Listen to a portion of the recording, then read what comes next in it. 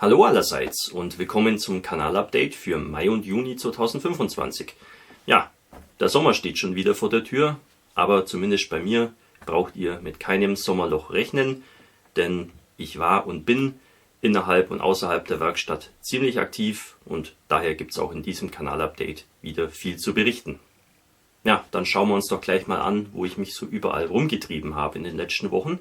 Im Mai hat wieder die Modelltrift Original stattgefunden im Fliegerhorst Museum in Leipheim. Ja, war ich natürlich vor Ort als Aussteller, wie gewohnt. Ja, und was soll ich sagen? Das war gefühlsmäßig für mich eigentlich bisher die schönste Ausgabe dieser Veranstaltung. Es hat mir echt saugut gefallen. Es lag weniger daran, dass jetzt da besonders viele Aussteller da gewesen wären oder irgendwelche besonderen Händler oder so, sondern irgendwie war einfach der Wohlfühlfaktor da noch höher als sonst. Es war einfach super angenehm von der Atmosphäre da, super Stimmung, mega viele nette Leute da. Also ich habe es wirklich sehr genossen und war dann echt traurig, als es dann am Abend wieder vorbei war. Das ist halt immer das bei so einer eintägigen Veranstaltung. Die Zeit verrinnt halt doch immer ziemlich schnell. Aber trotzdem habe ich es dieses Mal geschafft, mir wirklich reichlich Zeit zu nehmen für meine ganzen Freunde, um mit denen ein bisschen zu ratschen, und trotzdem habe ich es geschafft, mir alles genau anzuschauen. Das ist auch immer so eine Sache, wenn halt eine Veranstaltung nicht zu groß ist, dann hat man da einfach ein bisschen mehr Luft. So schön jetzt diese ganzen Großveranstaltungen sonst immer sind, ist immer ein bisschen stressiger. Die kleinen Veranstaltungen für mich persönlich sind einfach irgendwo die angenehmsten und auch die schönsten.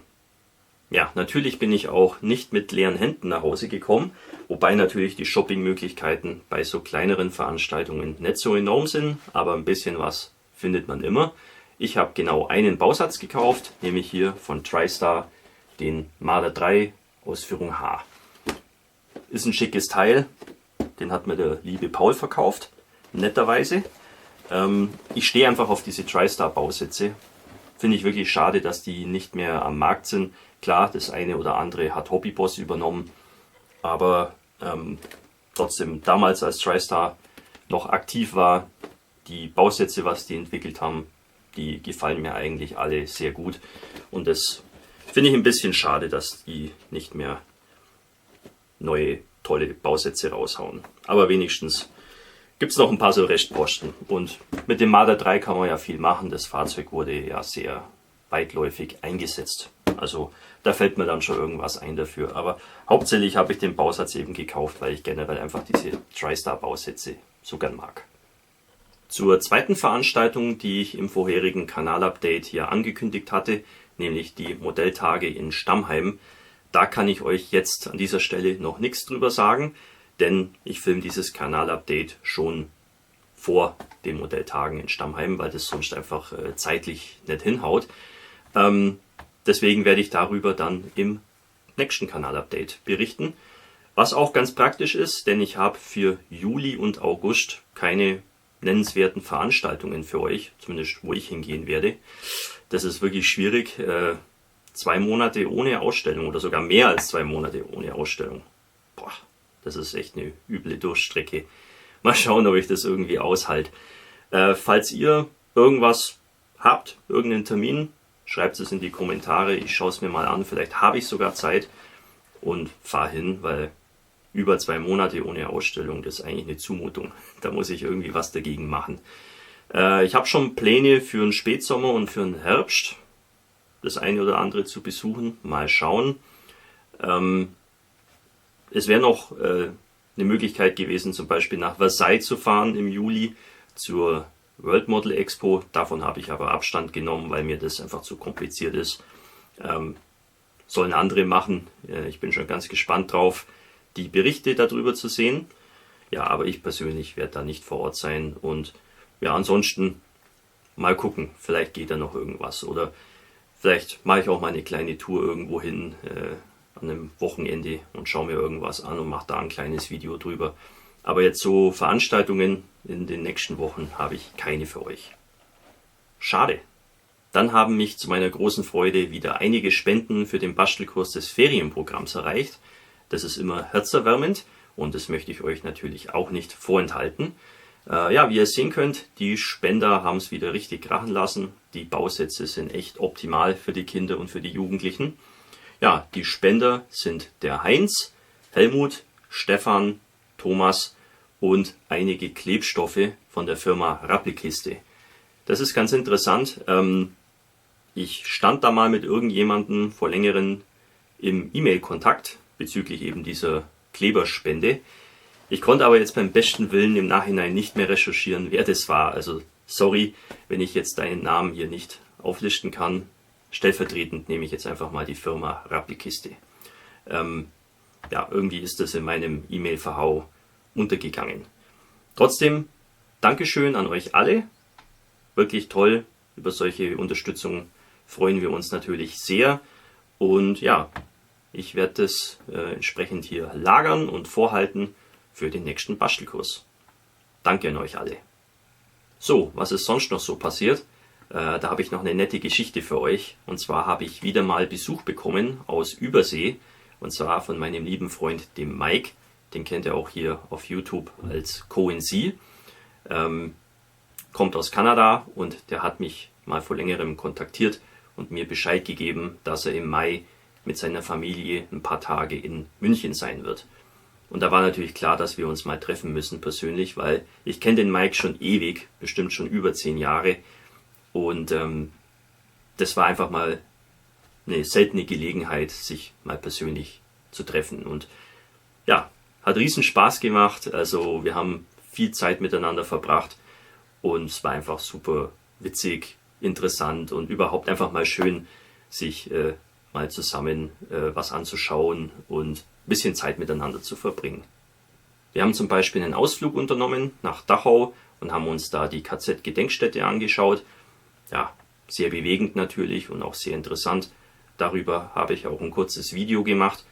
Wurde jetzt auch nicht so oft angeschaut, was ich aber auch gut verstehen kann, weil das jetzt auch hier auf dem Kanal nicht so unbedingt das Kernthema ist.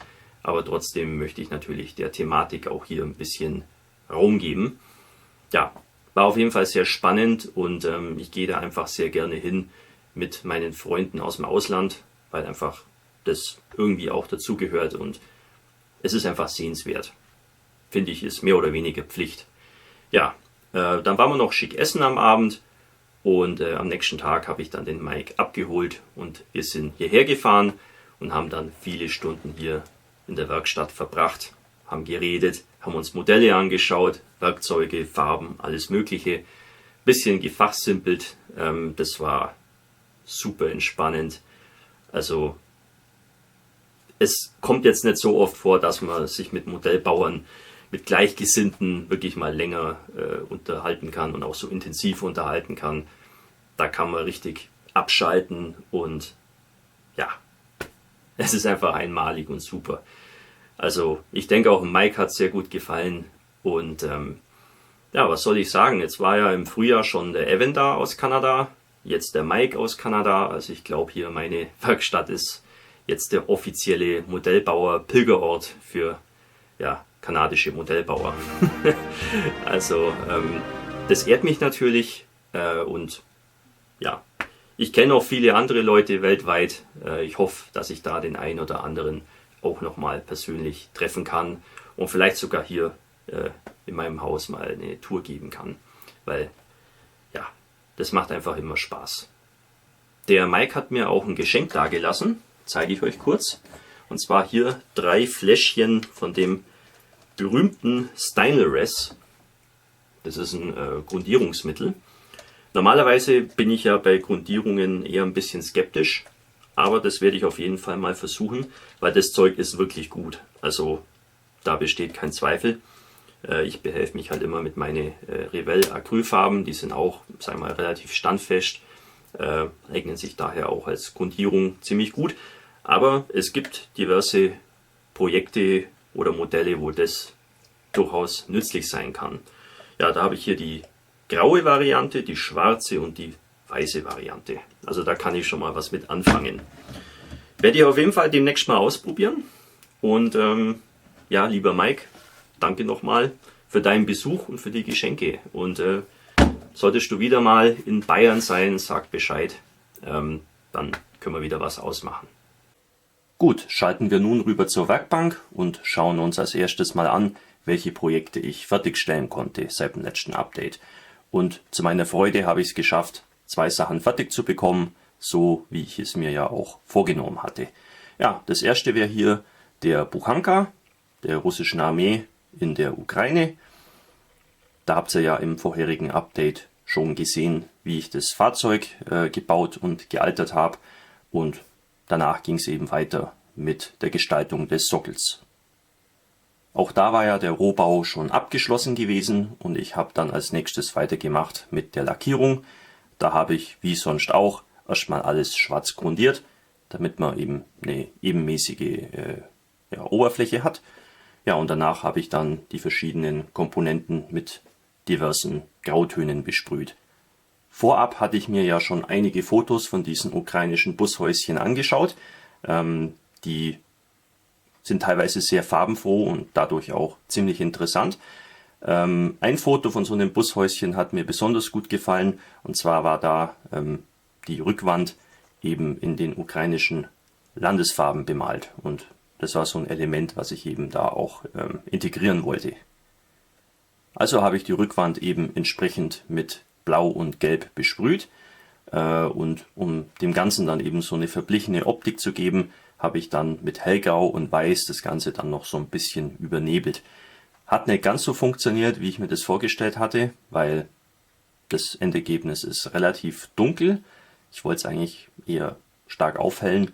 Hat nicht so gut funktioniert, ist aber trotzdem okay. Also das war jetzt kein Problem. Aber da sieht man halt mal wieder, wie manchmal die Vorstellung und dann auch die Umsetzung von so einer Idee eben ein bisschen abweichen kann. Aber so ist es eben. Ja, danach habe ich die ganzen Details bemalt, also einzelne Pflasterplatten ein bisschen farblich abgesetzt, die Randsteine bemalt, den Laternenmast zum Beispiel auch noch und ein paar Kleinigkeiten wie zum Beispiel das Schild von der Haltestelle und die Sitzbank und so weiter. Auch die Straße habe ich ein bisschen weiter bearbeitet und verfeinert. Die Schlaglöcher habe ich ein bisschen dunkel abgesetzt mit dunkelgrau. Auch die Risse so ein bisschen betont damit. Und danach habe ich dann etwas Mörtel genommen und mit viel Wasser verdünnt und habe damit sozusagen ein Mörtelwash hergestellt. Und damit habe ich dann die ganze Straße, das Pflaster und auch das Bushäuschen eben bestrichen. Und das hat dann, finde ich zumindest, relativ einfach eine überzeugende Beton- oder Asphalttextur eben hergestellt, weil das so einen leichten Grauschleier hinterlässt. Danach ging es weiter mit der Alterung. Da bin ich wie üblich vorgegangen. Erstmal kam ein Ölfarbenwash drauf, um die ganzen Texturen entsprechend zu betonen. Und danach habe ich dann noch diverse Verlaufsspuren hinzugefügt, vor allem eben am Bushäuschen. Da habe ich die Farbe Smoke von der 502. Abteilung verwendet, habe so kleine Farbtupfer aufgetragen und habe dann mit einem mit Verdünner befeuchteten Pinsel eben diese Verlaufsspuren so hergestellt, indem ich das eben so nach unten ausgewischt habe. Ja, und auch am Laternenmast habe ich das gleiche gemacht mit ein paar Rostspuren. Um das Ganze noch ein bisschen lebendiger zu gestalten, habe ich dann noch reichlich Graffiti verteilt auf dem Bushäuschen.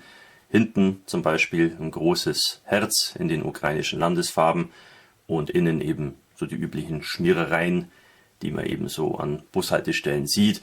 Auch Plakate, Zeitungen und so weiter, was da eben so dazugehört. Für das Graffiti haben sich Kugelschreiber oder auch Filzstifte gut geeignet, weil man da auch eben eine gute Kontrolle hat. Und im Endeffekt die meisten Schmierereien dieser Art werden ja auch bei den echten Bushäuschen so gemacht. Also von dem her war das naheliegend. Anschließend habe ich mich dann noch um den Bereich um das Bushäuschen und neben der Straße gekümmert. Da habe ich einfach wieder meine Erdpaste hergestellt, also Erde aus dem Garten, vermischt mit Wasser und Holzleim. Und mit dieser Paste habe ich dann eben die Erde dargestellt. In die feuchte Oberfläche habe ich dann noch diverse Grasbüschel eingearbeitet von Mini Natur. Ebenso noch ein paar niedrige Gebüsche. Und dann habe ich noch einen Schutthaufen hinzugefügt mit den Ziegelsteinen von Gero Design. Da habe ich dann auch noch ein bisschen Mörtel drüber gestreut.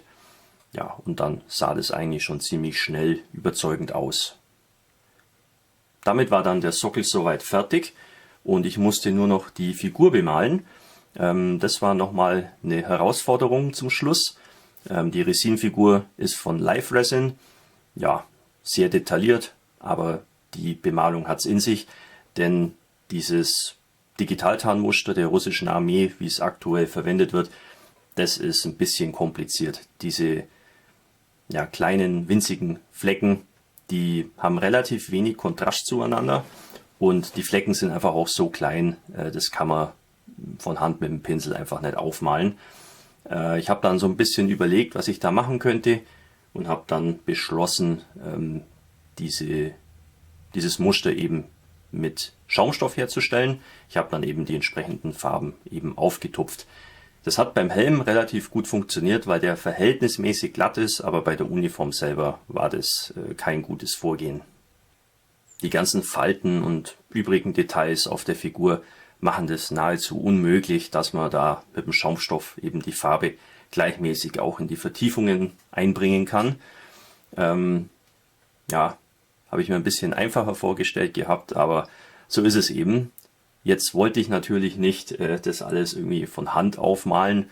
Daher habe ich dann beschlossen, die Uniform einfach grün zu halten und nur den Helmüberzug eben mit diesem Tarnmuster zu versehen. Ist ein bisschen eine Abkürzung, aber auch nicht unrealistisch, wenn man sich Fotos anschaut, was da eben so für Ausrüstung getragen wird, ist es schon durchaus authentisch. Ja, ansonsten habe ich die Figur wie sonst auch bemalt. Da kamen weiter keine besonderen Techniken zum Einsatz.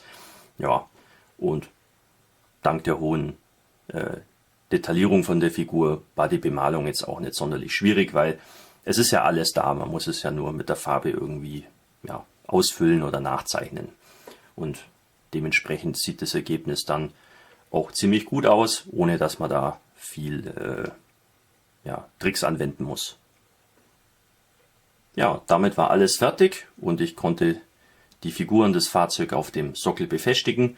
Ja, und hier seht ihr das Ergebnis. Also das war mal eine Abwechslung, möchte ich mal sagen. Weniger thematisch, sondern von den Techniken her oder von der Vorgehensweise her.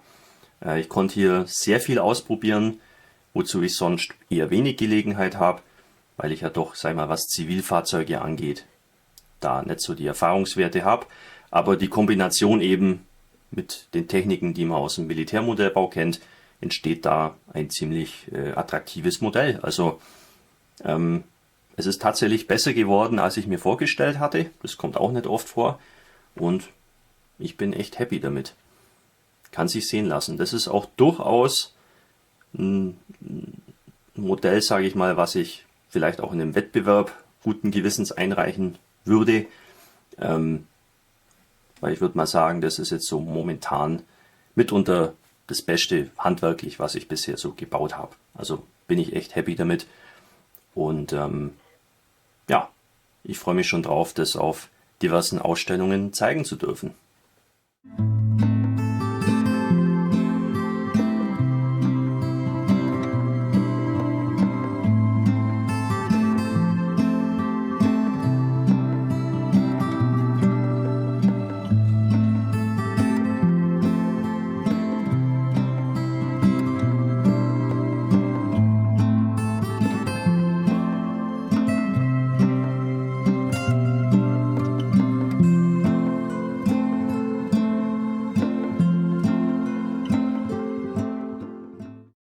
Das zweite Projekt, was ich fertigstellen konnte, ist hier die USS Cobia, ein Gato-Klasse-U-Boot von Revell im Maßstab 1:72. Ja, im vorherigen Update war das Ganze sozusagen bereit für die Lackierung und darum habe ich mich dann in der Zwischenzeit gekümmert, wie ihr sehen könnt. Da musste ich das Modell erstmal grundieren. Da habe ich eine ganze Dose Revell Mat 9 Anthrazit verbraten. So ein großes Modell frisst einfach viel Farbe, wobei ich es mir eigentlich schlimmer vorgestellt hatte. Also von dem her ist das Ganze noch so einigermaßen glimpflich abgelaufen. Damit war das Modell bereit für die eigentliche Lackierung. Da habe ich vorab noch ein bisschen recherchiert, um eben herauszufinden, wie dieses U-Boot dann eben entsprechend auch lackiert war. Es gab bei den amerikanischen U-Booten tatsächlich verschiedene Tarnschemen und meines Erachtens, das mag jetzt vielleicht auch falsch sein, aber so wie ich das verstanden habe, war dieses U-Boot 1945 eben so gestrichen, wie ihr das jetzt hier seht. Und zwar ist das Tarnschema Measure 32/3SS-B oder einfacher gesagt der sogenannte Light Grade Job. Ja, wie gesagt, da gab es verschiedene Tarnschemen. Das wäre jetzt eines davon, was da eben gebräuchlich war und für die Cobia eben passend ist. Die Bemalungsanleitung von Revell scheint zumindest meines Erachtens mehr oder weniger korrekt zu sein. Darum habe ich mich daran auch gehalten. Der mittlere Bereich vom Bootsrumpf, der sollte ja am Ende auch anthrazitfarben sein. Deswegen habe ich da praktisch die Grundierung einfach gelassen und habe das schon mal entsprechend abgeklebt. Ja, danach habe ich dann hinten an den Seiten diese dunkelgrauen Bereiche lackiert. Dafür habe ich von Revell das Matt 77 Staubgrau verwendet. Auch das wurde dann wieder entsprechend abgedeckt und dann kamen die hellgrauen Flächen vorne an die Reihe und auch am Turm. Da muss ich mir die Farbe ein bisschen anmischen. Die Grundlage war das Matt 57 von Revell und das habe ich dann eben mit ein bisschen Weiß und ein bisschen Blau gemischt, damit eben ja dieses Marinegrau eben entsteht. Ja, und damit habe ich dann das eben entsprechend besprüht. Das Deck wiederum sollte Anthrazit sein und das hat auch so ein interessantes Wellenmuster am Rumpf. Ja, das habe ich eben entsprechend abgeklebt und diese Wellenform habe ich mit Panzerputty eben hergestellt. Das kann man in so lange Würste rollen und mit einer alten Zahnbürste habe ich dann eben diese Wellenform da so eingedrückt. Das ging ziemlich gut. Zum Schluss habe ich die Unterseite des U-Boots schwarz lackiert. Das kam als letztes an die Reihe, denn der Halter von Revell, den ich während der Bauphase und auch während der Lackierung eben verwendet habe, der hatte die unangenehme Eigenschaft, eben die Farbe unten zu zerkratzen. Und daher habe ich eben beschlossen, das als letztes zu machen, damit ich da eben nicht irgendwas ausbessern muss.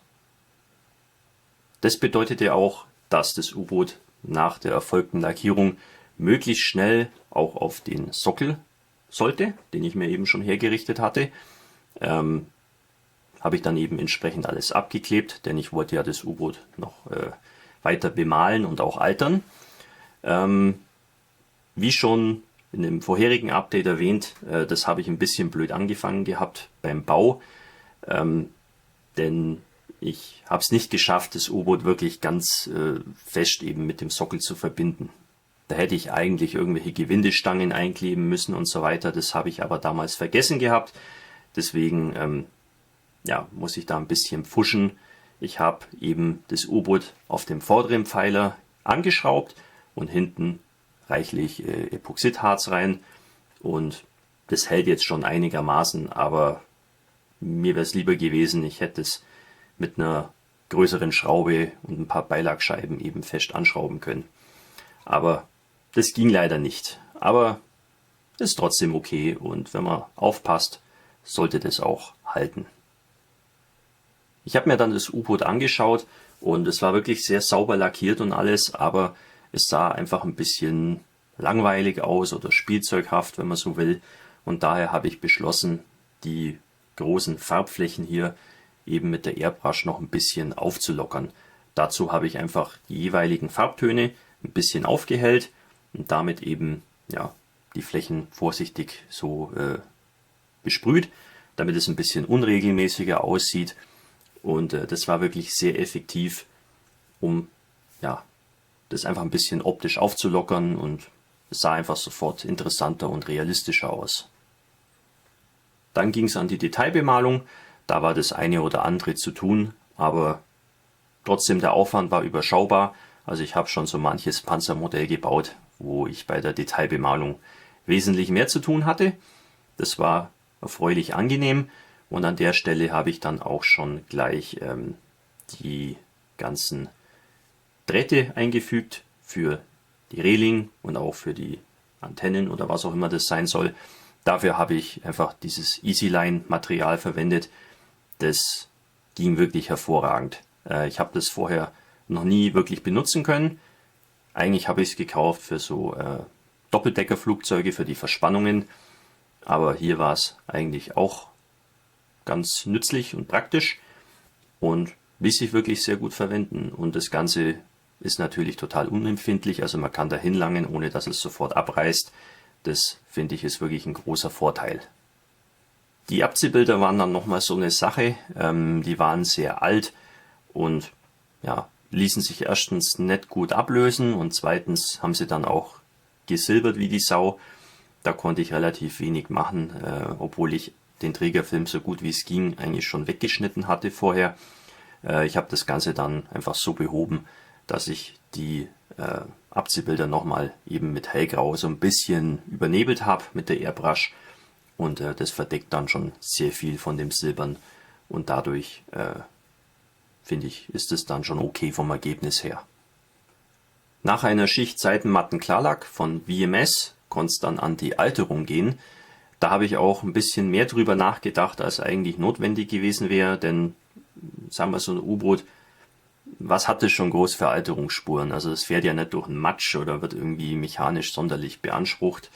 Daher war dann einfach der naheliegende Schluss, einen Ölfarbenwash aufzutragen, um die Details ein bisschen zu betonen und dann eben reichlich Verlaufsspuren noch aufzubringen, einfach um das ein bisschen lebendiger zu gestalten und vor allem ein paar so Rosteffekte hier noch einzubringen, die natürlich bei einem U-Boot, was sich durchgängig im Salzwasser bewegt, natürlich auch durchaus angemessen ist. Ja, da habe ich wieder die Ölfarben Smoke verwendet und von Winsor & Newton dieses Burnt Sienna. Ließ sich sehr gut verarbeiten. Vor allem diese Ölfarben von Winsor & Newton, die haben mich sehr positiv überrascht. Also das sind uralte Farben, die sind bestimmt schon 20 Jahre alt oder noch älter. Ich habe die mal vor längerem geschenkt bekommen und habe es eigentlich nie wirklich verwenden können. Aber die sind wirklich sehr, sehr angenehm und machen auch ja, irgendwie ein super Ergebnis. Also das ist definitiv was, wo ich mir vielleicht in Zukunft mehr Farben von zulegen werde, weil die sind echt super. Ich dachte immer schon, die Ölfarben von der 502. Abteilung sind prima, aber die von Winsor & Newton sind irgendwie noch besser. Also das war so ein kleiner Augenöffner. Ja, damit war das U-Boot soweit fertig lackiert und gealtert und es blieben dann nur noch die Figuren zu bemalen. Insgesamt 8 Stück. Die sind von Hecke & Goros aus Zinn. Ja, die habe ich erstmal mit ein bisschen Mr. Surfacer behandelt, um noch so kleinere Spalten und Fehler eben zu verdecken. Dann habe ich sie mit Matt 35 Hautfarbe grundiert und dann eben entsprechend fein bemalt. Zum Schluss kam dann noch ein Ölfarbenwash drauf, ein bisschen trocken gemalt habe ich die Buschen auch noch und dann konnte ich sie auch schon auf dem U-Boot festkleben. Ja, und damit war das Projekt dann auch abgeschlossen. Also ich bin echt happy mit dem Ergebnis, obwohl natürlich der Bausatz nicht so viel hergegeben hat vom Detaillierungsgrad. Da fehlt sehr viel, mehr als man eigentlich sich vorstellen kann. Aber trotzdem hat es enorm viel Spaß gemacht. Also das ist auch so eine Erkenntnis, dass man manchmal auch mit einem einfachen Bausatz wirklich sehr viel Spaß haben kann. Und auch das Ergebnis, wenn es einigermaßen vernünftig lackiert und gealtert ist, eben auch was hermacht und das Ganze eben vorzeigbar ist, ohne dass die Leute gleich die Nase rümpfen. Wobei wahrscheinlich die Marine-Enthusiasten da einiges dran auszusetzen haben an meinem Modell. Aber das ist okay, weil für mich ist es doch eher, sag ich mal, eine Erinnerung an meinen Urlaub vom letzten Jahr, wo ich eben diesen tollen Ausflug zur USS Cobia unternehmen konnte und das Boot mal besichtigen durfte. Ja, und von dem her ist es dann schon okay. Da nehme ich auch in Kauf, dass das Modell eben nicht perfekt ist. Ist einfach nur ein kleines Andenken. Trotzdem bin ich ziemlich stolz drauf. Allein schon die Tatsache, dass ich das wirklich geschafft habe, durchzuziehen. Es ist ja im Endeffekt ein Großprojekt gewesen. Ja, es ist einfach doch ein bisschen was anderes. Man braucht auch andere Techniken, andere Vorgehensweisen. Ich konnte auch viel lernen hier und das ist immer nützlich und wird auch bei künftigen Projekten dieser Art, ich habe ja noch ein paar U-Boote auf Lager, mir wirklich nützen. Eine Erkenntnis ist auch vom Handling her, das U-Boot ist über 1,30 Meter lang, das ist länger als meine Werkbank breit ist. Es hat wirklich erstaunlich gut funktioniert. Also sollte ich wieder so ein großes Modell vor mir haben, weiß ich, dass das klappt. Weil wenn die Cobia hier baubar ist, dann kann ich auch andere Sachen bauen. Ja, ist eine spannende Sache. Ob ich das Modell allerdings auf Ausstellungen zeigen kann, weiß ich noch nicht, weil das ist natürlich vom Transport her ein bisschen schwierig. Da muss ich mir noch überlegen, wie ich das dann entsprechend verpacken könnte. Mal schauen. Aber ja, jetzt ist es auf jeden Fall erstmal fertig und ich freue mich riesig drüber. Und das ist ja im Endeffekt das Entscheidende. Gut, dann schauen wir uns an, welche Projekte gegenwärtig noch in Arbeit sind. Hier das K5E Eisenbahngeschütz und der Jagdpanzer IV Bodybuild. Da bin ich mit beiden wieder nicht vorangekommen, was mich langsam echt ein bisschen ärgert. Aber es war irgendwie einfach keine Zeit dafür. Vor allem bei so Großprojekten, wenn man die dann in die Hand nimmt, dann muss man auch absolut fokussiert sein und das ist momentan einfach nicht drin. Trotzdem steht es nach wie vor auf meiner Agenda und es ist wirklich mein inniger Wunsch, damit dann auch mal voranzukommen. Vielleicht auch nur in kleinen Schritten, aber ein bisschen Fortschritt ist ja auch schon was wert.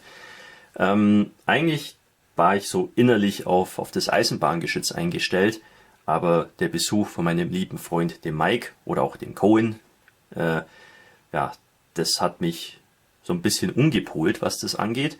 Der war nämlich sehr interessiert an dem Jagdpanzer IV Bodybuild und hat mir da auch ein bisschen zugeredet und es hatte Erfolg. Also ich bin jetzt wieder geneigt dazu, das so zu behalten, die Szenerie, also keinen neuen Sockel zu bauen, sondern ganz im Gegenteil, diesen Sockel jetzt dann auch mal fertig auszubauen. Vor allem die Gebäude, da ist noch viel zu tun, auch die ganzen Details, die da eben herangehören. Und das ist tatsächlich was mich jetzt momentan wirklich reizt. Und da werde ich mich mal demnächst ransetzen. Den Sockel an sich möchte ich vielleicht auch ein bisschen überarbeiten, vielleicht ein bisschen höher machen. Ja, aber das Entscheidende ist natürlich das, was auf der Szene dann zu sehen ist. Und an den Gebäuden ein bisschen zu werkeln, das ist jetzt was ich mir mal vornehme. Ob es dann auch so kommt, weiß ich nicht. Versprechen kann man ja viel. Aber ja, ich bleib dran und es ist schon mal nicht schlecht, wenn man das irgendwie gedanklich schon mal im Hinterkopf alles hinterlegt hat. Dann ist auch die Chance höher, dass es damit weitergeht. Trotzdem habe ich noch die Zeit gefunden, mir ein neues Projekt vorzunehmen, und zwar den israelischen Shot Kalalev aus der Zeit des Yom Kippur-Krieges von 1973. Mir war es einfach nach ein bisschen Wohlfühlmodellbau und da liegt natürlich der Schluss nahe, dass ich mir einen meiner Lieblingsbausätze aussuche, nämlich den Centurion von AFV Club. Das sind einfach super Bausätze, auch heute noch, obwohl sie ja doch schon ein bisschen älter sind. Und das mögen jetzt vielleicht nicht die einfachsten Bausätze sein, aber die machen mir aus irgendwelchen Gründen einfach Spaß. Und darum geht's ja. Da kann man so ein bisschen dran rumtüfteln irgendwie. Und das ist in sich eine kleine Herausforderung, aber irgendwie auch entspannend, weil bei diesen Bausätzen weiß man, am Ende kommt wirklich ein super Ergebnis raus. Die Grundlage ist jedenfalls super. Für einen Neupreis, auch heute noch, von ungefähr 30 € kriegt man echt super schön gefertigte Bauteile, ein Alurohr, Fotoetzteile, Passgenauigkeit ist prima. Natürlich kann man da noch ein paar Feinheiten verbessern, aber selbst aus der Schachtel gebaut ist das Ding einfach super. Und die haben ja auch einige Varianten im Angebot, mehrere israelische zum Beispiel, diese britische Pioniervariante, den ganz frühen Centurion, den australischen Centurion, also da kann man echt viel mitmachen. Und ja, ist einfach ein super attraktives Fahrzeug. Man muss aber auch bedenken, dass die Teileanzahl relativ hoch ist und auch das Versäubern der Bauteile ist ein bisschen aufwendiger, als man es vielleicht sonst gewohnt ist, weil die relativ viele Verbindungsstellen zum Spritzling haben. Aber das finde ich aus irgendeinem Grund einfach angenehm. Es macht einfach Spaß, den zu bauen. Natürlich muss man da auch ein paar Kleinigkeiten ändern oder verbessern, wenn man es wirklich ernst meint. Aber das sind wirklich nur Kleinigkeiten. Der Turm besteht aus mehreren Bauteilen. Da es aber ein Gussstahlturm ist, muss man die Klebestellen da eben entsprechend verschleifen und man sollte dann auch noch mit Mr. Surfacer eben die Gussstahltextur noch verstärken oder ergänzen. Das sind aber Kleinigkeiten und dann sieht es sofort wesentlich überzeugender aus. Bei vielen Bausätzen von AFE Club, von diesen Centurion-Panzern, fehlen diese Stoffabdeckungen an der Kanonenblende. Bei manchen ist es dabei, bei den älteren leider nicht. Hier war es nicht dabei, daher habe ich hier auf ein Resinteil von Dev Model zurückgegriffen. Das war ein bisschen aufwendig bei der Anpassung, aber am Ende sieht es wirklich prima aus und das ist so ein Detail, was nahezu absolut notwendig ist. Weil die waren einfach selten ohne diese Abdeckungen unterwegs. Das gab es zwar, aber wirklich eher selten. Ja, was habe ich noch geändert? Die Abschleppseile, da liegt so ein Faden bei, der ist nicht mal schlecht, aber natürlich sind dünne, richtige Stahlseile natürlich die bessere Lösung. Das macht wesentlich mehr her. Ja, und die Antennen, dafür habe ich von Aber die 2 Meter Antennen der Wehrmacht verwendet. Die sind von der Optik und von der Länge eigentlich genau passend. Da bohrt man einfach ein feines Loch in den Antennenfuß und klebt die ein und gut ist. Also das ist auch so eine kleine, aber effektive Verbesserung.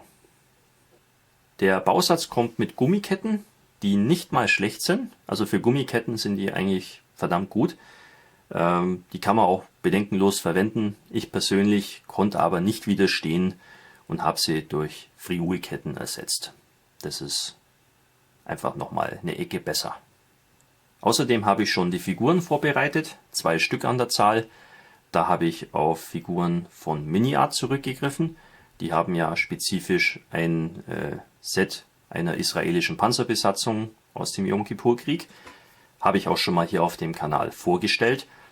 Die Qualität ist eher mäßig. Vor allem die Köpfe und die Helme sind echt unmöglich.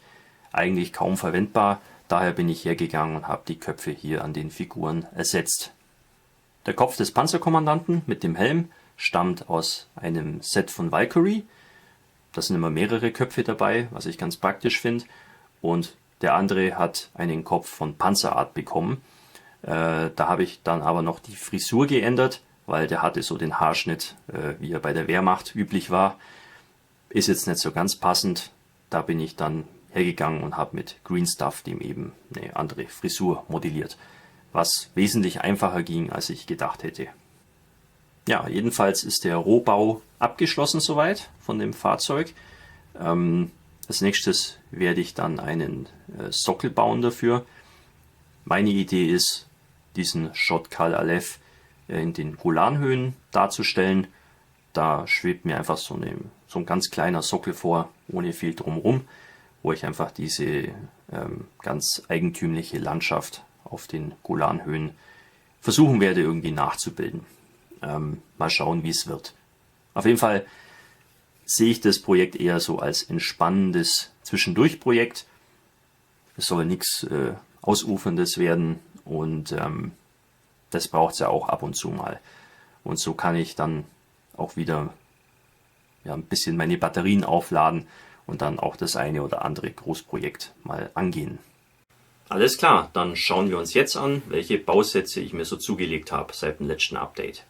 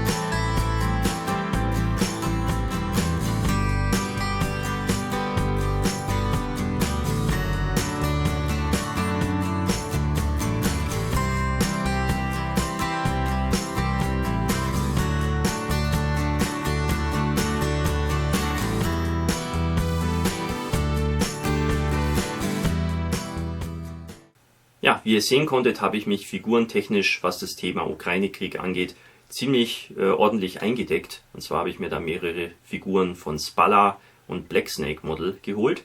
Das sind alles 3D gedruckte Figuren. Die sehen auch qualitativ ziemlich ordentlich aus. Wobei ich die von Spalla ein bisschen besser finde, zumindest auf den ersten Blick. Ja, finde ich, ist ganz spannend, dass es da jetzt zunehmend eben auch entsprechende Figuren gibt. Ist für mich natürlich ein gefundenes Fressen. Ja, und darüber hinaus habe ich mir dann noch von Kinetic die ukrainische F-16 geholt, im Maßstab 1:48 und dann noch von Eduard eine Bf 109 in 1:32. Ja, das waren zwei Bausätze, die haben mich im örtlichen Modellbauladen einfach angelacht. Ist halt so ein Spontankauf. Muss auch mal sein. In den nächsten Wochen habe ich vor, mit dem Shot Kalalev ordentlich voranzukommen. Und ich möchte dann auch den Dioramensockel für den Panzer IV Bodybuild weiter ausbauen. Ich denke, da kann man so viel Arbeit reinstecken. Ich glaube nicht, dass ich da bis zum nächsten Kanalupdate schon sozusagen eine fertige Base präsentieren kann. Aber ich möchte auf jeden Fall da ordentlich Fortschritte erzielen. Ja, dann wird es natürlich ein Video über Stammheim geben. Und im nächsten Kanalupdate werde ich euch dann noch ein bisschen mehr drüber erzählen. Ja, und dann für meine Unterstützer auf Patreon möchte ich wieder anfangen mit Bausatzbesprechungen. Die werde ich auf Patreon vorab sozusagen schon zeigen für meine Unterstützer. Und ich sag mal, wenn ich vielleicht so 5 oder 6 Bausatzbesprechungen im Petto habe, dann fange ich so sukzessive an, die dann so peu à peu eben auch auf YouTube zu zeigen, öffentlich und frei. Ja, da möchte ich aber erstmal ein bisschen vorausarbeiten, bevor ich da meine Bausatzbesprechungspause dann sozusagen offiziell beende. Außerdem habe ich vor, im Lauf des Sommers mit dem nächsten Baubericht anzufangen. Da habe ich mich schon auf einen Bausatz festgelegt. Ja, da werde ich mich aber mit Updates ein bisschen zurückhalten, sowohl auf Patreon als auch hier bei YouTube, weil ich möchte dann, dass der Fokus schon auf dem Video liegt, was dann am Ende hoffentlich rauskommt. Da werde ich dann alles genau sagen und da muss ich mich ja vorher nicht schon irgendwie wiederholen in diversen Posts oder Updates. Also das wird auch kommen. Ja, und ansonsten schauen wir mal, was geht. Ich bin momentan sehr orientierungslos thematisch. Also ich möchte eine Figur machen, Dinosaurier oder was Historisches. Ich möchte auch mal vielleicht was Richtung Sci-Fi machen oder was ganz Abgefahrenes. Dann gibt es natürlich auch alle möglichen historischen Themen. Erster Weltkrieg, Zweiter Weltkrieg, ganzen Kolonialkriege, Ukraine-Krieg, das ist alles ein bisschen viel und alles interessant. Flugzeuge möchte ich auch ein paar bauen. Also ich bin gerade ein bisschen orientierungslos, weil mir gefällt irgendwie alles. Also ich kann mich momentan ein bisschen schwer festlegen. Aber das ist auch okay. Ich werde einfach mal schauen, wonach es mir einfach am meisten ist und das wird dann halt gemacht. Also ich zwinge mich da zu nichts. Das war jetzt auch mit dem U-Boot so ein bisschen so ein Augenöffner. Das war irgendwie einfach so eine nette Abwechslung. Es tut vielleicht auch ganz gut, das öfter mal so zu machen, damit man ein bisschen aus dem Trott rauskommt. Und ja, deswegen bin ich so ein bisschen gerade am Schauen und überlegen, was ich so tun könnte als nächstes. Ich habe ja auch so viele Bausitze im Lager. Ich habe wirklich die freie Auswahl. Ja, gut. Damit sind wir am Ende des Kanalupdates. Jetzt seid ihr wieder auf dem aktuellen Stand. Und damit verabschiede ich mich. Bis zum nächsten Video. Euer Hamilcar Barkas.